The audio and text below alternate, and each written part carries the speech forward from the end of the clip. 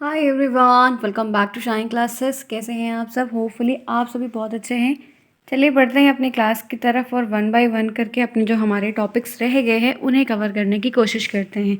उम्मीद है कि आपकी जो क्लासेस हो रही हैं प्लेलिस्ट ऑलरेडी बना दी है। मैंने सभी की पहले से बना दी है। पुरानी प्लेलिस्ट भी ऑलरेडी है, आप लोग वहाँ से भी देख सकते हैं। मैथ की जो उसमें क्लासेस उसमें बहुत सारी मिस्टेक्स भी हैं जो बीच में हुई, क्योंकि मैंने उसको बहुत ही कम समय में किया है। काफ़ी जो चीज़ें अरेंज वे में होती वो प्रॉपरली हैं, बट कुछ चीज़ें जल्दी में हुई हैं तो कहीं ना कहीं कैलकुलेशन में कुछ प्रॉब्लम्स हैं, कुछ चीज़ें हैं। तो इसलिए उसको इतना भी आप लोग जो है हाईलाइटेड रूप से मत लीजिएगा, क्योंकि अभी जो चीज़ें प्रॉपर तरीके से मैथ की सिर्फ मैं लाइव करती हूँ ताकि कोई मिस्टेक हो रही है कुछ भी है तो हम लोग वहीं पे करेक्ट कर लें, ठीक है। तो पुरानी प्लेलिस्ट से बहुत सारे कमेंट्स रहते हैं तो मैं उन सभी को बता देती हूँ, जो भी देख रहे हैं उसमें से जो चीज़ें मिस्टेक हैं या जो भी चीज़ें उनको इग्नोर करिए।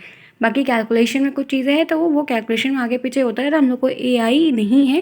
प्रॉपर तरीके से कहीं मिस्टेक हो रही तो उसको खुद से करेक्ट कर लीजिए, ठीक है। सिंपली है, मैं आपको पहले ये बात बता दे रही हूँ। बल्कि जो हम यहाँ पर लाइव क्लास करते हैं वो अब तक की कोई भी ऐसे कमेंट्स नहीं रहे हैं कि इसमें कोई प्रॉब्लम हुई है। कुछ होता है तो हम लोग सामने से ही उसको करेक्ट कर लेते हैं। क्लियर?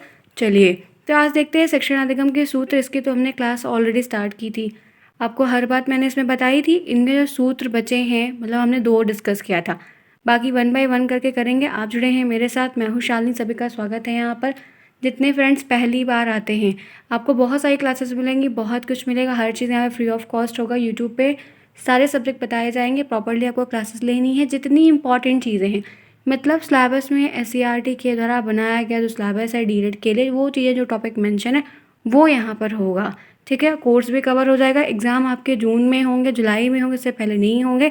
तो काफ़ी समय है हमारे पास। अगर हम एक एक क्लास, दो दो क्लास भी कर रहे हैं, 15 मिनट की भी कर रहे हैं, तभी काफ़ी इनफ है। क्लासेस प्रॉपर वे में हो जाएंगी, आपके लिए भी काफ़ी अच्छा रहेगा। तो चलिए देखते हैं, करते हैं शुरुआत आज की इस क्लास की। ये है पेपर 2 की क्लास। कोई प्रॉब्लम होती है तो कमेंट बॉक्स में ऑप्शन है, आप पूछ सकते हैं। टेलीग्राम को ज्वाइन करिए, लिंक आपको कमेंट बॉक्स में दिया गया है। नाम शालिनी क्लासेस ही है। वहाँ ज्वाइन करने से आपको हर क्लास की लिंक मिलेगी, आपकी क्लास नहीं मिस होगी। क्लास हो रही है, नहीं हो रही, क्विज़ हो रहे हैं और भी बहुत सारे पीडीएफ आगे चल के एग्ज़ाम में दिए जाएंगे, सारी चीज़ें होंगी, तो वो आपके लिए काफ़ी हेल्पफुल होने वाला है, ठीक है। तो ध्यान रखिएगा। आप आगे बढ़ते हैं और देखते हैं बहुत सारी चीज़ों को। साथ ही साथ आप लोगों को अपने हर सब्जेक्ट की जितने भी आप वन बाय वन करके डे बाय डे पढ़ाई कर रहे हैं उसको रिवीजन क्या करिए सैटरडे संडे को, ताकि वो चीज़ें आपकी कवर होती रहें। क्लियर? अब आइए आगे बढ़ते हैं, देखते हैं सेक्शन सूत्र के बारे में क्या है, सूत्र क्या होता है वो मैंने आपको बताया। हमने अभी तक के सूत्र जो पढ़े हैं वो मैथ और केमिस्ट्री में कुछ फॉर्मूला होते हैं वो पढ़े, लेकिन ऐसे सब्जेक्ट में भी सूत्र होते हैं ये नहीं पता था।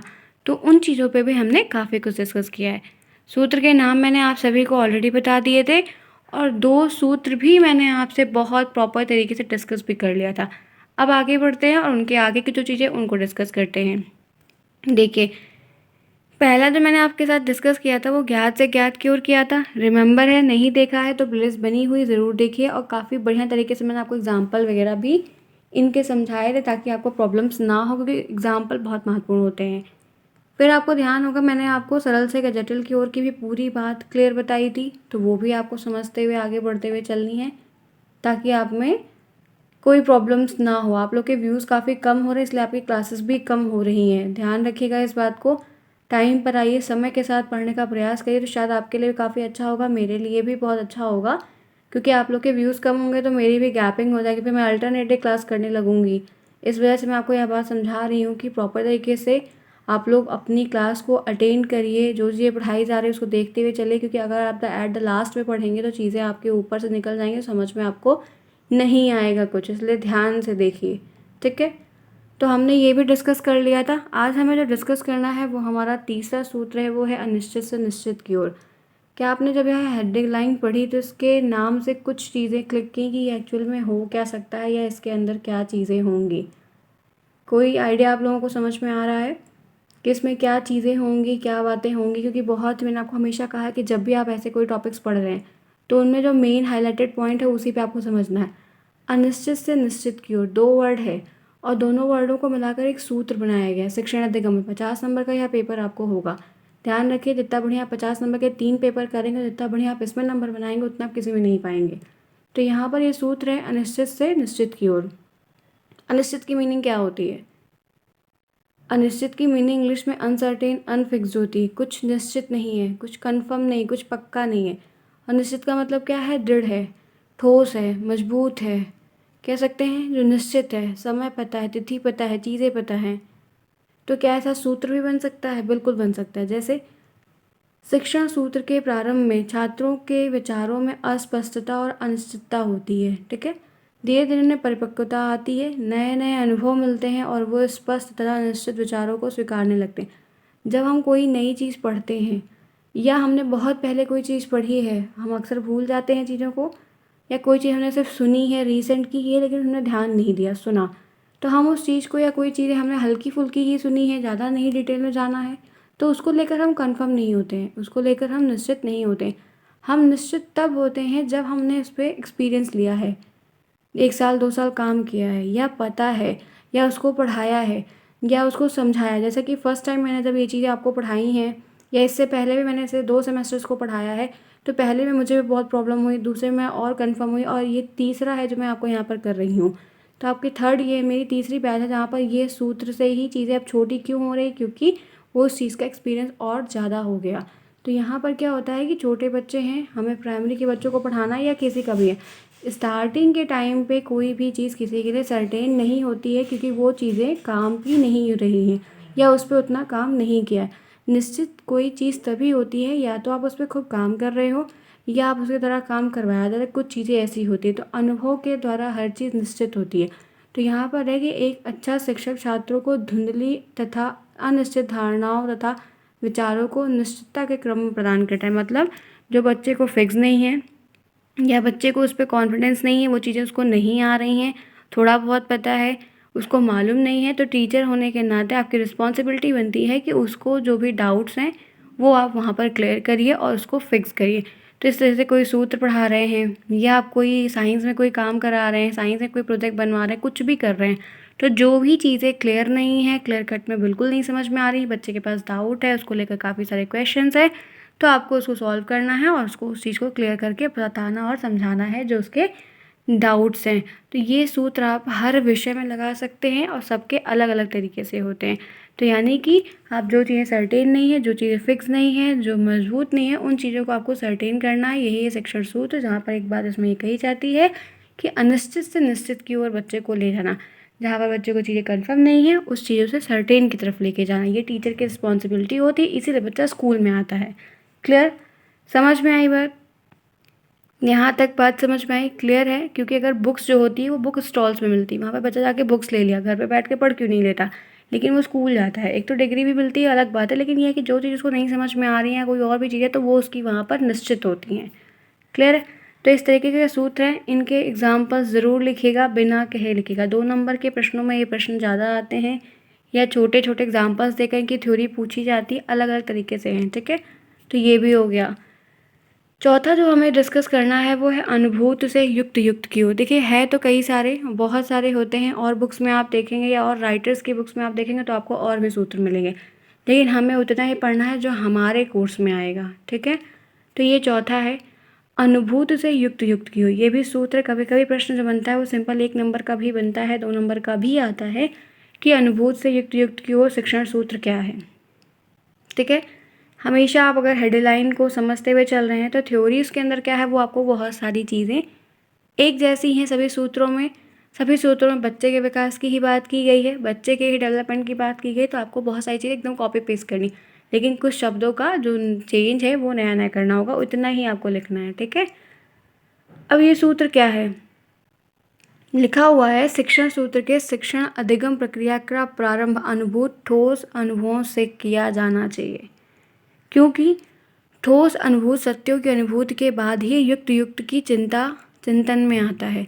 शिक्षकों को छात्रों के समक्ष पहले प्रत्यक्ष अनुभव तथा उदाहरण प्रस्तुत करने चाहिए, फिर छात्रों को अप्रत्यक्ष अनुभव तथा उदाहरणों को तर्कयुक्त बनाने का प्रयास करना चाहिए। मतलब अनुभूत का और युक्त का मतलब, युक्त की बहुत सारी चीज़ें, जैसे कोई डिवाइस में आ जाएगा, या कोई तर्क वितर्क में आ जाएगा, विचार में आ जाएगा।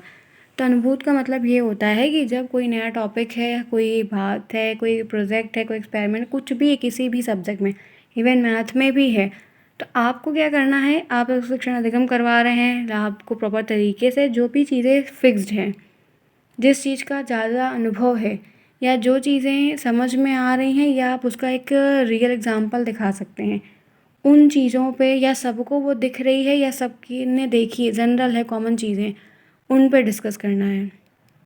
ठीक है? उन पे डिस्कस करना है और उन पे डिस्कस करते हुए फिर आगे बढ़ते हुए आपको फिर जो है रीज़निंग के चीज़ें हैं या उस पे आपको डाउट्स क्रिएट करने हैं, आपको उस पे तर्क वितर्क करना, ऐसी चीज़ें करनी। आप अगर कोई चीज़ किसी को सिखा रहे हैं और डायरेक्टली आपने कोई ऐसा पॉइंट लिया जिस पे एक तर्क वितर्क मंत्रणा होने लगी, तो वो चीज़ें छोटे बच्चों को फ़िलहाल नहीं समझ, बड़े तो समझ जाएँगे क्योंकि उनको अनुभव है अलग-अलग जगह का। लेकिन छोटे बच्चों को कोई अनुभव नहीं होता है और हम प्राइमरी में छोटे बच्चों को ही पढ़ाते हैं, इसीलिए हमें ये सारी चीज़ें आपकी ट्रेनिंग के दौरान बताई जा रही हैं कि कैसे आपको क्या करना है। तो वहाँ पर हम बच्चों को वो चीज़ दिखाते हैं या वो आप कोई गेम की, आप गेम की कोई बात करें तो गेम बॉल दिखाइए या जो गेम्स आते हैं वो। सपोज़ करिए आप साइंस है, साइंस सबसे अच्छा सब्जेक्ट होता है क्योंकि साइंस के बहुत सारे एग्जाम्पल रियल लाइफ में सबने देखे।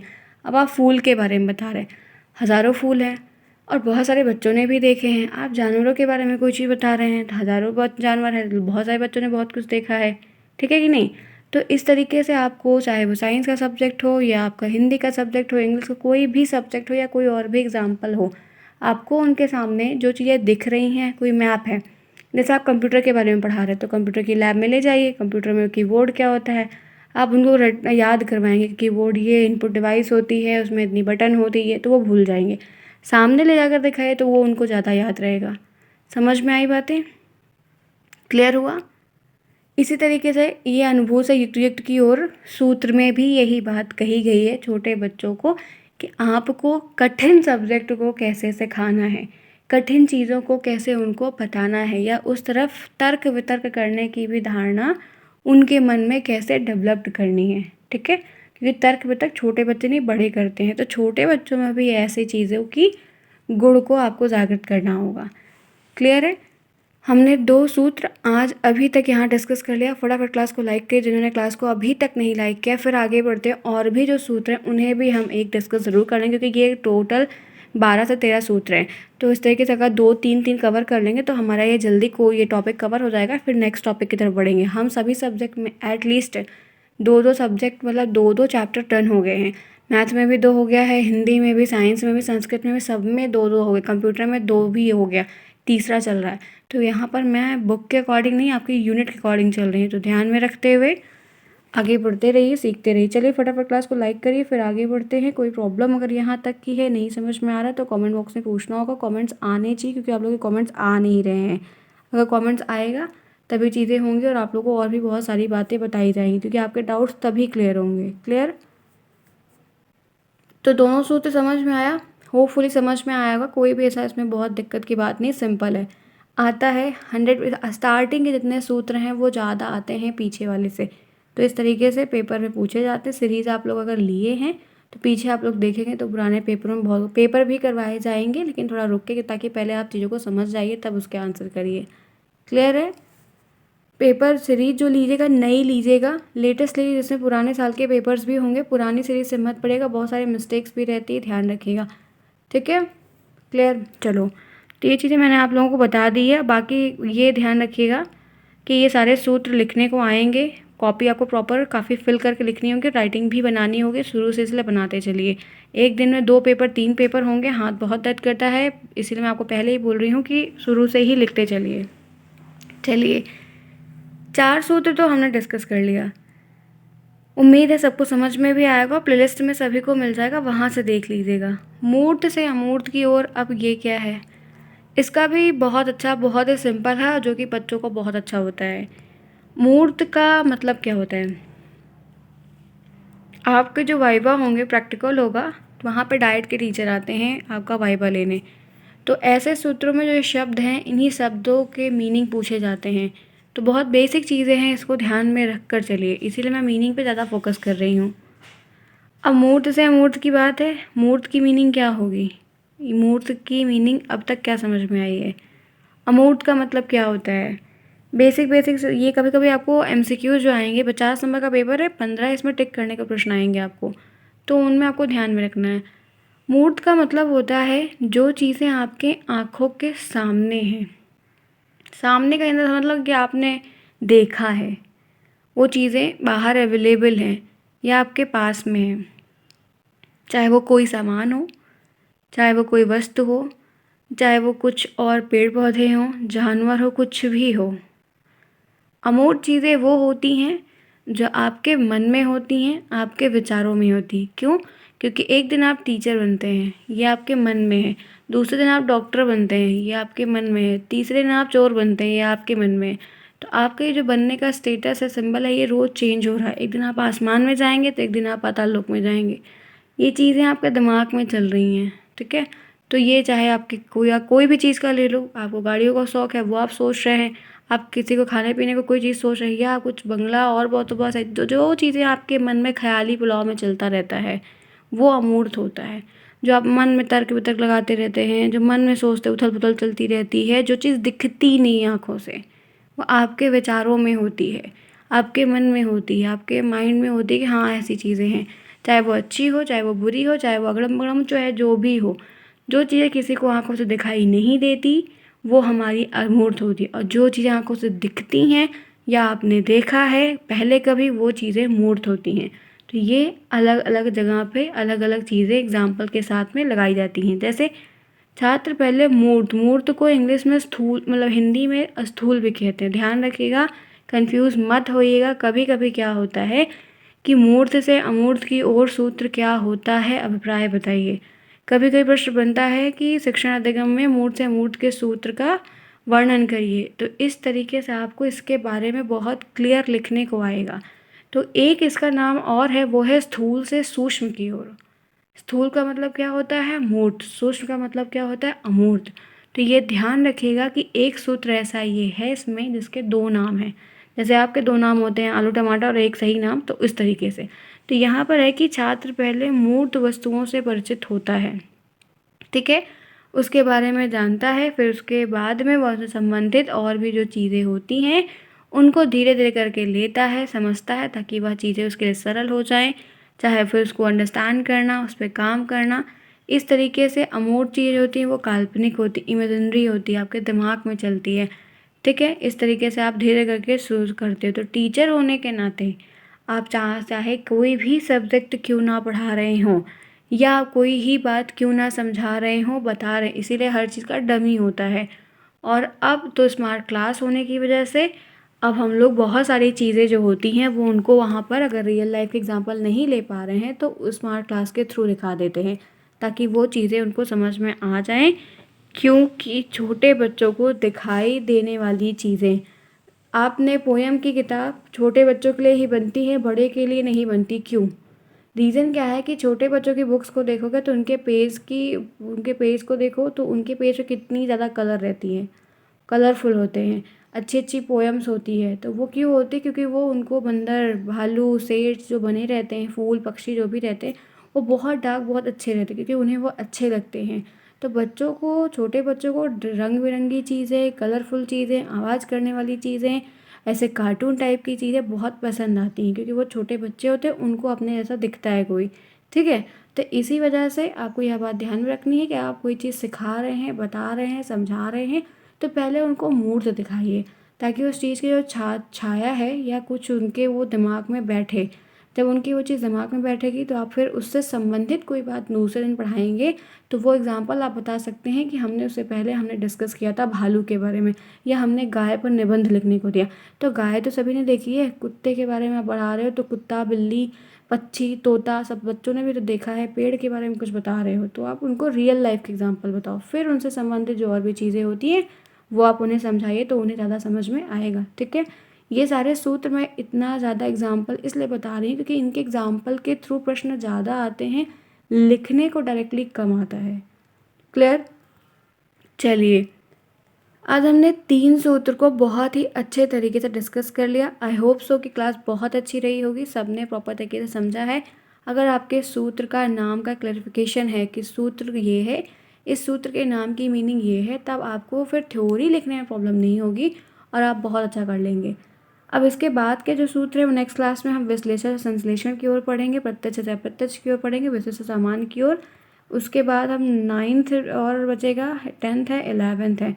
तो 3 हम लोग एक दिन कर लेंगे, 3 हम लोग एक दिन कर लेंगे, तो हमारी ये क्लास बहुत जल्दी ख़त्म हो जाएगी और ये टॉपिक भी हमारा शिक्षण सूत्र जो है वो ओवर हो जाएगा।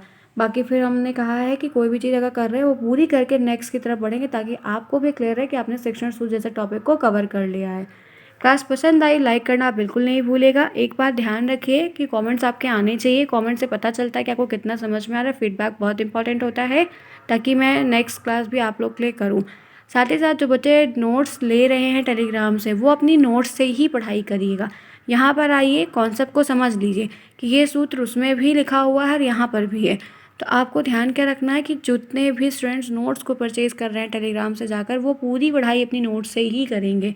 नोट से ही नोट्स बनाइए, डेली का डेली उसमें से लिखिए, उसमें से सेलेक्टिव चीज़ों को लिखिए, अपनी कॉपी में लिखिए। लिखेंगे तो राइटिंग भी बनेगी, काम भी अच्छा होगा। यहाँ से आप प्रॉपर तरीके से आगे क्लास को अटेंड करिए, ताकि वो चीज़ें आपको समझ में आ जाए कि एक थ्योरी की नोट्स आपके पास रहेगी, साथ ही साथ लेक्चर भी हो जाएगा। तो वो आपके लिए अच्छा होगा और चीज़ें आपको समझ में आ जाएंगी। पहले सेमेस्टर में हार्ड वर्क काफ़ी ज़्यादा करना है, ठीक है। मिलते हैं फिर नेक्स्ट में नए टॉपिक के साथ, नए सब्जेक्ट के साथ। तब तक के लिए take care, bye bye, see you soon, best of luck.